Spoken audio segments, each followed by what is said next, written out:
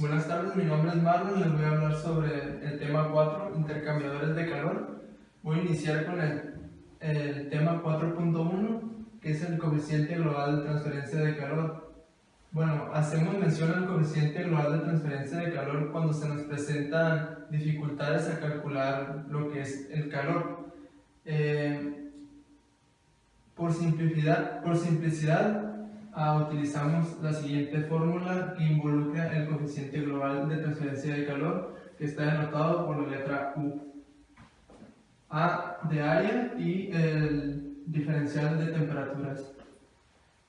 Por analogía se utiliza una resistencia eléctrica total para poder calcular el calor. Buenas tardes, continuando con el tema 4.2, factores de suciedad. Los factores de suciedad se presentan cuando se transmite calor, se refleja un valor numérico. Este valor numérico puede ser un valor bajo. En estos medios deben de ser fluidos. Entonces, para compensar este tipo de factores de suciedad, lo que se hace es que se aumenta el área. Al aumentar el área, igual se va a tener factores de suciedad, pero al tener una mayor área, el factor de suciedad va a ser como diminuto, entonces el sistema va a poder trabajar de igual manera. Buenas tardes, continuando con el tema 4.3, tipos de intercambiadores de calor.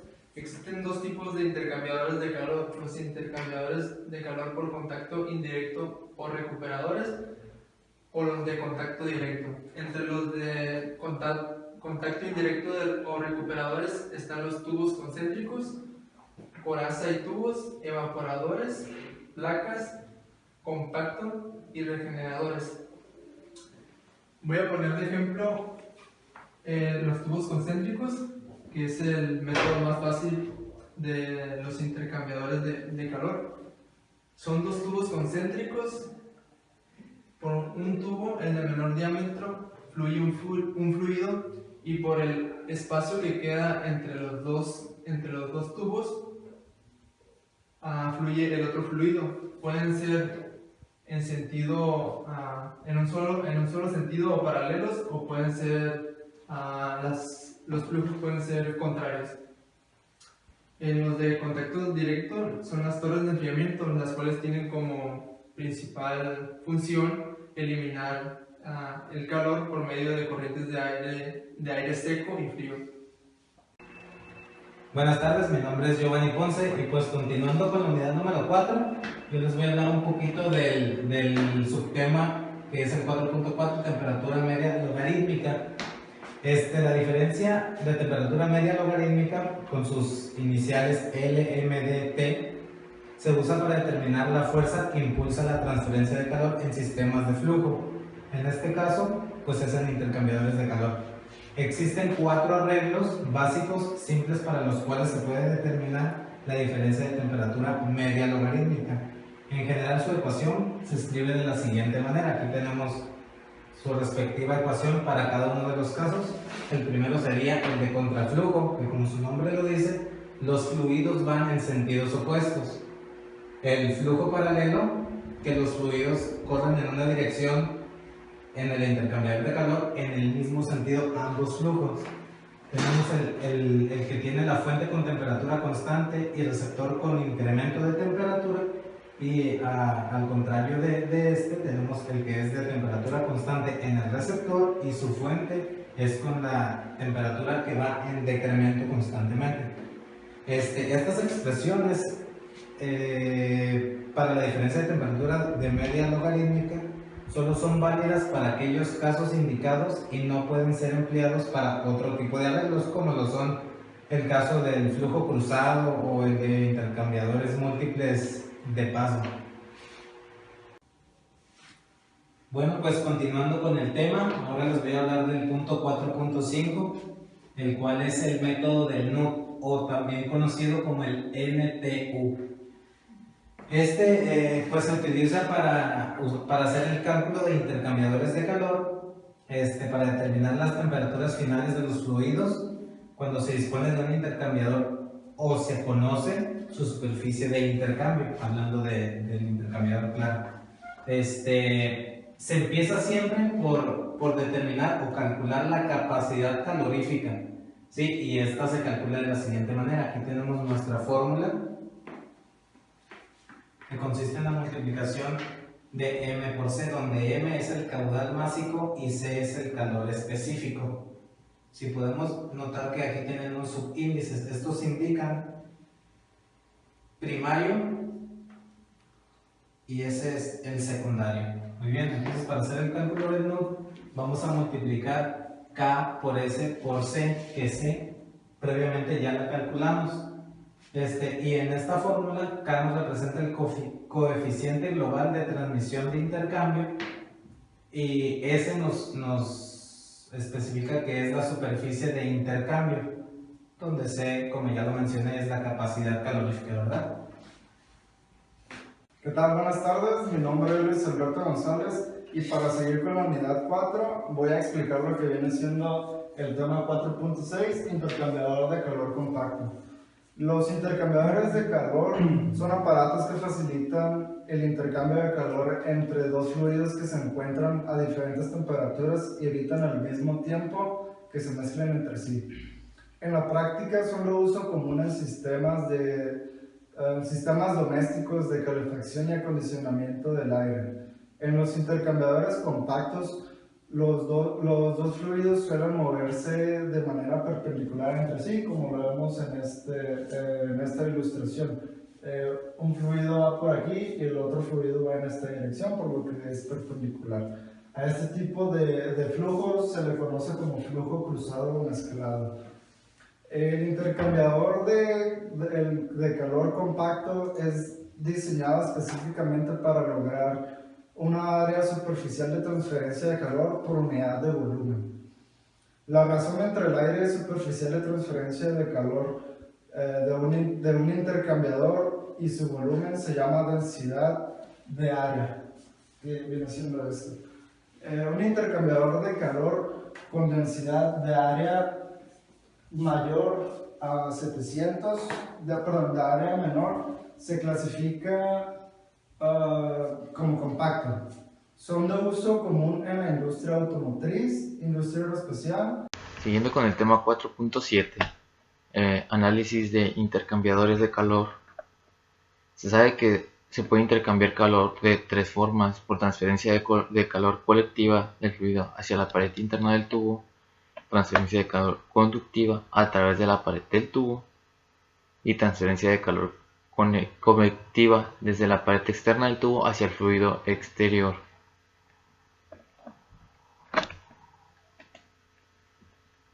Análisis de propiedades de los intercambiadores de calor.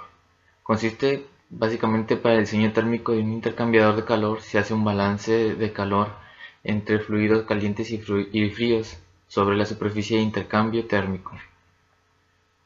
En un caso sin cambio de fases, se tiene un cálculo diferente al cual se mostrará o se adjuntará alguna imagen junto con este video. Además, si consideramos la ley del enfriamiento de Newton, la cual nos dice que la diferencia media de temperatura correcta se debe determinar.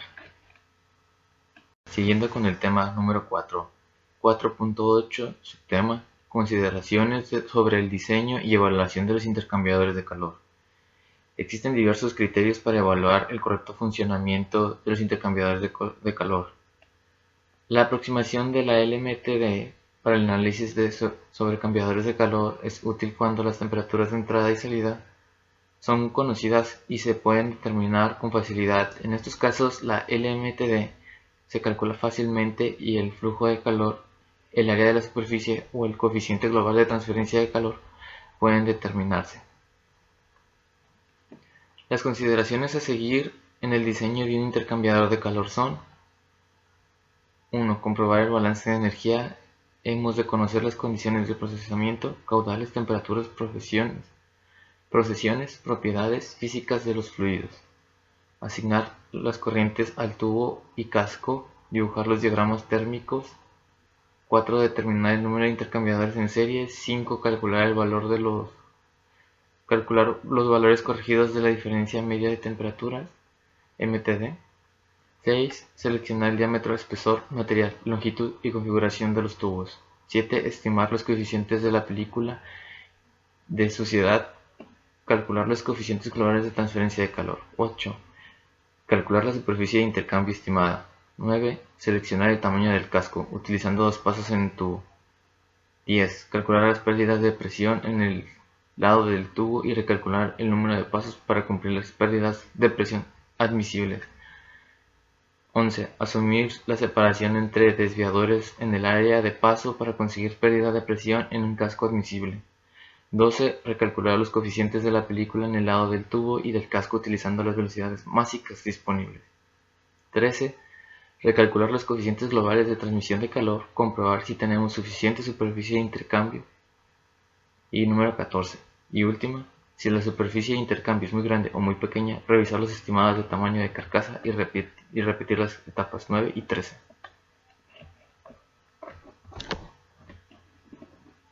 Con la unidad número 4, subtema 4.9, variación de análisis térmicos. Iniciamos con qué es un análisis térmico. El análisis térmico, bajo la denominación del mismo, se engloba en un conjunto de técnicas analíticas que estudian el comportamiento térmico de los materiales.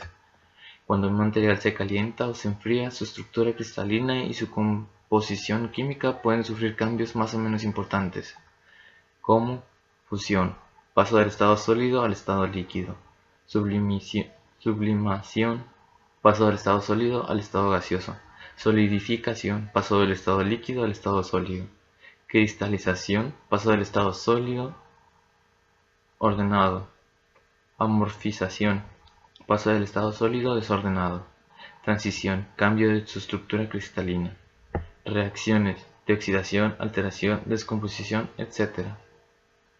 Expansión y compresión en su volumen, cambios texturales, sintetización, recristalización, etc. etc.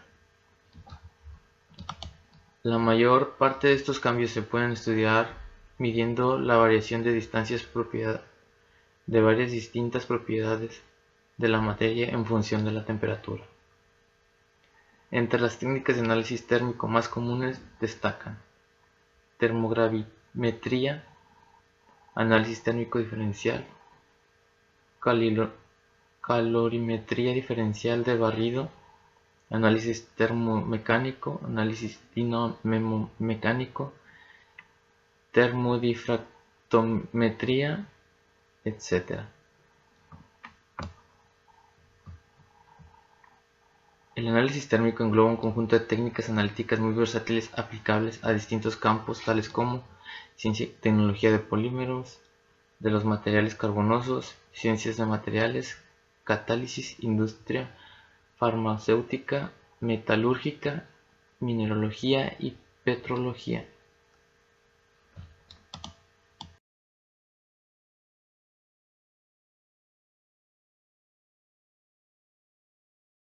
Empezando con la unidad número 5, subtema 5.1, válvulas.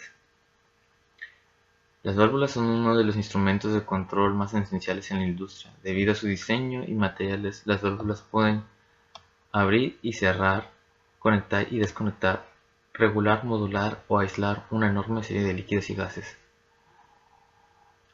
Válvula de control. La válvula automática de control generalmente constituye el último elemento de un lazo de control instalado en una línea de proceso y se comporta como un orificio cuya sección de paso varía continuamente con la finalidad de controlar un caudal en una forma determinada.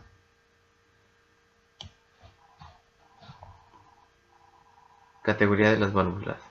Debido a las diferentes variables, no puede haber una válvula universal, por lo tanto satisfacer los cambios requisicionales de la industria se han creado innumerables diseños y variantes con el paso de los años. Conforme se han desarrollado nuevos materiales, todos los tipos de válvula recaen nuevas categorías: válvulas de compuerta, de globo, de bola, de mariposa, de apriete, de diafragma, válvula macho, de retención y desahogo. Estas categorías básicas se describen a continuación Sería imposible mencionar las características de cada tipo de válvula que se fabrica y no se intentado hacerlo, más bien presenta una descripción general de cada tipo de formato y se dan recomendaciones para servicio de aplicaciones, ventajas, desventajas y otra información para el lector. Las que mencionaré a continuación, solo mencionaré 3 de estos ejemplos, que sería la válvula de compuerta. Las válvulas de compuerta es de vueltas múltiples, en el cual se cierra el orificio con un disco vertical de cara plana y se desliza en ángulos rectos sobre el asiento. Recomendada para servicios de temperatura total, apertura total o cierre total, sin estrangulación. Por uso poco frecuente, para resistencia mínima a la circulación, para mínimas cantidades de fluido o líquido atrapado en la tubería. Sus aplicaciones serían servicio general: aceite, petróleos, gas, aire, pastas semilíquidas, líquidos espesos, vapores, gases líquidos no condensables, líquidos corrosivos. Ventajas: alta capacidad, cierre hermético, bajo costo. Desventajas: control deficiente de la circulación, se requiere de mucha fuerza para accionarlas y produce cavitación con baja caída de presión. Variaciones en sus materiales, cuerpo y componentes diversos. Válvula macho. La válvula macho de un cuarto de vuelta se controla con la circulación por medio de un macho cilíndrico o cónico que tiene un agujero en el centro y puede volver la disposición abierta a la cerrada mediante un giro de 90 grados. Recomendada para servicio con apertura total o cierre total, para accionamiento frecuente, para caída baja presión a través de la válvula. Aplicaciones: en servicio general, pastas semilíquidas, líquidos, vapores, gases y corrosivos. Ventajas: alta capacidad, bajo costo y cierre hermético. Desventajas: requiere alta torsión para accionarla, refiriéndose a torsión con par. Desgaste del asiento, cavitación con baja caída de presión. Variaciones: lubricadas y lubricar, orificios múltiples, materiales, ya que cuenta con varios de ellos. Instrucciones para la instalación y mantenimiento: dejar espacio libre para mover la manija en las válvulas al accionarlas con una llave, y en las válvulas macho con lubricado, lubricarlas a intervalos periódicos. Válvulas de bola. Las válvulas de bola son de un cuarto de vuelta, en las cuales una bola taladrada gira entre asientos elásticos, el cual permite la circulación directa a la posición abierta y corta el paso cuando gira la bola 90 grados y cierra el conducto. Recomendada para el servicio de conducción y corte sin estrangulación, cuando se requiere apertura rápida, para temperaturas moderadas y cuando se necesita resistencia mínima a la circulación. Aplicaciones: servicio general, altas temperaturas y pastas semilíquidas. Ventajas: bajo costo, alta capacidad, corte bidireccional, circulación en línea recta, pocas fugas. Desventajas: características deficientes para estrangulación, alta torsión para accionarla, susceptible a desgaste de sellos o empaquetaduras. Continuando con unidad número 5, subtema 5.2, trampas de vapor. En la industria, el vapor es regularmente usado para calentamiento o como fuerza motriz para un mecánico. Las trampas de vapor son usadas en tales aplicaciones para asegurar que no se desperdicie el vapor. Una trampa es definida de la siguiente manera de acuerdo con la terminología de válvulas JISB 0100. Uso de las trampas de vapor. El vapor se forma cuando el gas es evaporado del agua. Para que el proceso de evaporación se produzca, las moléculas de agua deben recibir suficiente energía de tal manera que las uniones entre las moléculas se rompan. Esta energía da para convertir un líquido a gas, recibe el nombre de calor latente. Las trampas de vapor vienen en varios mecanismos diferentes, diversos tipos de ellos. Principios de operación se han ido desarrollando para la descarga automática de condensado y gases no condensables. Los mecanismos mayormente usados son aquellos que dependen de la diferencia en temperatura, gravedades específicas y presión. Cada uno de estos tipos de trampas de vapor tienen sus propias ventajas y aplicaciones. Requerimientos de las trampas de vapor. El calor es requerido para calentar y también para algunos procesos industriales. Dicho calor es transportado desde una caldera a un punto para su uso mediante medios de agua, aceite, vapor, empleando los principios de transferencia de calor. Este último medio en realidad es el medio más versátilmente utilizado y por esta razón se hará hincapié en el siguiente documentación. El vapor es generado en una caldera y es transportado a través de la tubería hasta los equipos de vapor. Similarmente, cuando el vapor ingresa a los equipos, el calor es transferido a través de las paredes al fluido. Como el vapor cede su calor, este condensa y el condensado así formado comienza a acumular el espacio destinado para el vapor en el equipo. Funciones para las trompas de vapor. 1. Descargas de condensados. 2. No permitir el escape de vapor. 3. Ser capaces de alojar y desalojar aire y gases. Clasificaciones de las trampas de vapor. Existen varios tipos de trampas de vapor. No todas de ellas son capaces de cumplir correctamente sus funciones antes mencionadas. Dichas trampas pueden clasificarse en tres principales categorías: mecánicas, termostáticas y termodinámicas. Las mecánicas pueden ser flotador, termostáticas y de balde invertido, flotador libre, flotador con nivel y balde libre. Las termostáticas pueden ser expansión, presión balanceada y bimetálicas, o expansión, presión balanceada y bimetálicas. Las termodinámicas pueden ser de disco, impulso, cámara expuesta, aislamiento con aire y aislamiento con vapor, orificio y o pistón. Ok, mi nombre es Luis Alfonso Jackson y continuando con el tema, vamos a hablar del punto 5.3 que se trata de equipo de medición. En este vamos a hablar específicamente de lo que es el manómetro, el termómetro y los pirómetros. Ok, el manómetro es un instrumento para medir presión más que nada y pueden medir ya sea la presión en líquidos o en gases. Los manómetros se dividen en 4 tipos, que son el manómetro de 2 ramas abiertas, manómetro truncado, tubo de Bourdon y manómetro metálico. Ok, dentro de los otros equipos viene siendo el termómetro. El termómetro, su funcionamiento básico es el más sencillo, viene siendo un tubo lleno ya sea de mercurio o de alcohol coloreado, el cual reacciona a la temperatura de con lo que tenga contacto. Y por último viene siendo el pirómetro, que el pirómetro no viene siendo otra cosa más que un termómetro de láser que te permite tomar altas temperaturas a distancia sin tener que correr el riesgo de sufrir contacto con este. Bueno, continuando con el punto 5.4, este trata de las turbobombas. Ok, una turbobomba es una turbomáquina formada por dos componentes básicos, que viene siendo una bomba rotodinámica y una turbina de gas propulsora. A menudo están montadas solidarias sobre un mismo eje, pero que también pueden ir engranadas. El objetivo de una turbobomba es generar un flujo de fluido, generalmente que es líquido a presión, para alimentar una cámara de combustión u otro dispositivo. Las turbobombas pueden ser de dos tipos dependiendo de la función, que puede ser la bomba centrífuga o la bomba axial. Ok, la bomba centrífuga, bueno, la mayoría de las bombas que se utilizan dentro de las turbobombas son centrífugas.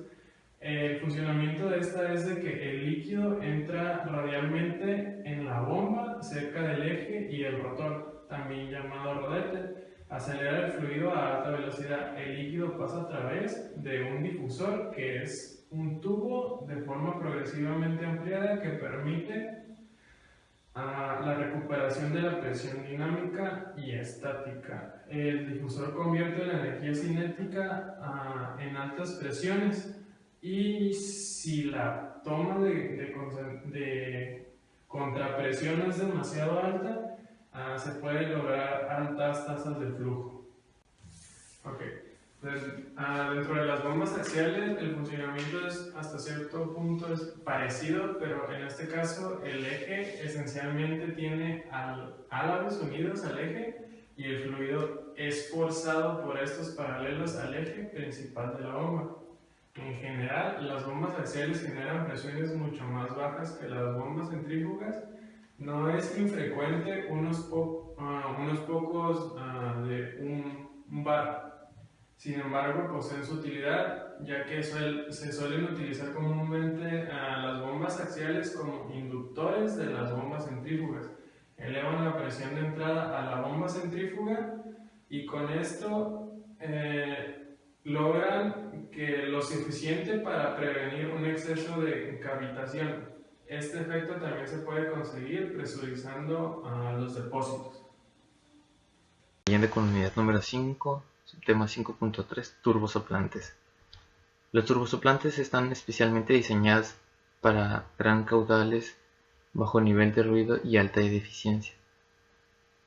Están hechas de aleación de aluminio. Todos los modelos son ligeros y excelentes en la dispersión de calor.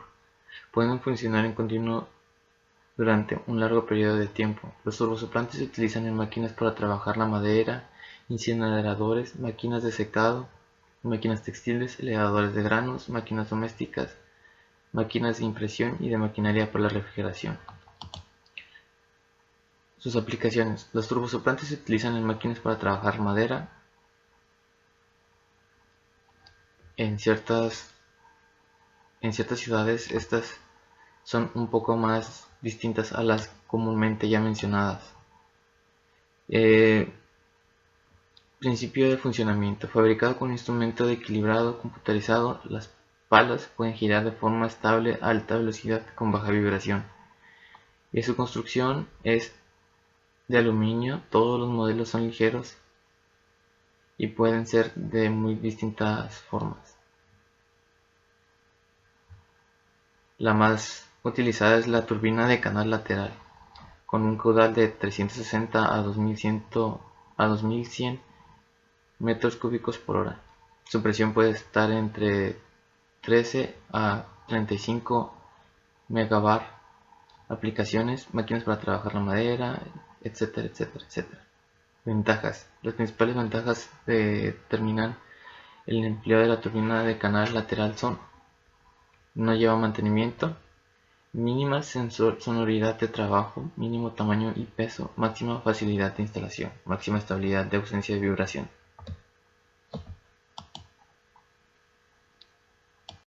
Para continuar con la unidad 5 debemos de conocer lo que viene siendo el condensador. El condensador es un intercambiador de calor el cual se encarga de que un fluido pase del estado gaseoso al estado líquido mediante un intercambio de calor. Convierte el vapor usado nuevamente en agua para regresarla a la caldera de vapor como un agua de alimentación. Las razones para la condensación del vapor es que se aprovecha el vapor a la salida de la turbina, se reduce la presión a la salida y aumenta la presión del fluido al realizarse en una bomba hidráulica con consumo energético menor. Como podemos ver aquí, este vendría siendo lo que es un sistema del condensador. Tenemos lo que es el generador de vapor, la turbina, el condensador, la torre de refrigeración, la bomba y la bomba de alimentación. En esta parte, como podemos ver, lo que tenemos viene siendo el agua. Después de esto es donde se evapora aquí en el generador de vapor y después de esto pues ya sale en forma de vapor y se pasa a la turbina, y en la turbina sale como un vapor húmedo y después de esto ya pasa a lo que viene siendo ese sistema, que aquí es donde se condensa el agua que pues viene en forma líquida y se vuelve a repetir el ciclo en forma líquida y pues vuelve a repetir. Para continuar con el tema, sigue el 5.7, eyector de aire. Para poder saber cuál es el funcionamiento de un eyector de aire necesitamos comprender lo que viene siendo su parte principal, que viene siendo la tobera. La tobera es un conducto que que en cierto punto se hace más estrecho. Esto funciona con lo que viene siendo el efecto Venturi. El efecto Venturi nos dice que cuando un fluido pasa a través de un conducto que cada vez se va haciendo más estrecho, esto aumenta su presión, aumenta su velocidad y disminuye su presión de un punto a otro. Entonces ahora saliendo esto, en el inyector de aire lo que pasa es de que cuando el vapor o algún fluido pasa a través de la tobera, se aumenta su velocidad y se disminuye su presión. Por lo que el inyector de aire, por lo que en esta cámara, lo que sucede es de que aspira y después de esto lo vuelve a sacar. Se vuelve a crear otro efecto Venturi en esta parte del eyector del aire y de esta manera le expulsa el fluido que es aspirado de este lado. El eyector es un elemento auxiliar en la alimentación de agua de las calderas. Se usa para eliminar y extraer lo que viene siendo pues, el aire o gases y vapores de los condensadores.